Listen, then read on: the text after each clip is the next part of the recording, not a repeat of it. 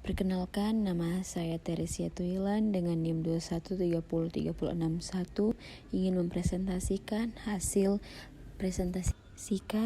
ujian akhir semester dengan mata kuliah Ekonomi Pembangunan dengan judul Kesenjangan Pembangunan dan Pengaruhnya Terhadap Kemiskinan di Indonesia. Kesenjangan pendapatan merupakan salah satu dari 5 tujuan utama makroekonomi yang harus dibatasi suatu negara.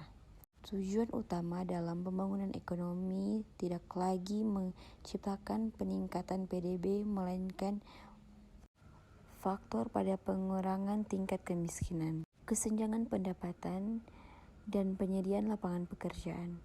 Kesenjangan pendapatan berhubungan dengan tingkat kemiskinan, maka untuk menghilangkan tingkat kemiskinan, suatu negara perlu memperhatikan ketimpangan pendapatan. Efisiensi perekonomian dapat terjadi ketika suatu negara memiliki kesenjangan pendapatan karena jumlah penduduk yang memenuhi syarat untuk melakukan pinjaman atau kredit lainnya semakin sedikit.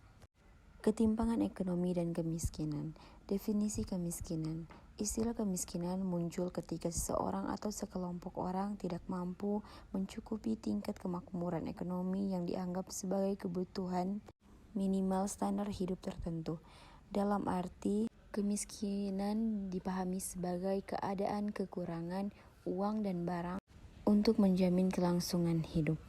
Standar kemiskinan Uni Eropa dan dunia. Uni Eropa umumnya mendefinisikan penduduk miskin sebagai mereka yang mempunyai pendapatan per kapita di bawah 50%.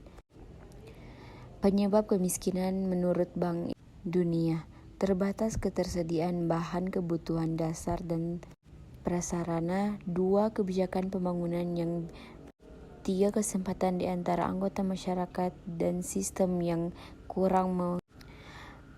Pertumbuhan ekonomi. Pertumbuhan ekonomi tinggi yang terjadi di Indonesia ternyata tidak mampu mengurangi faktor penyebab kemiskinan.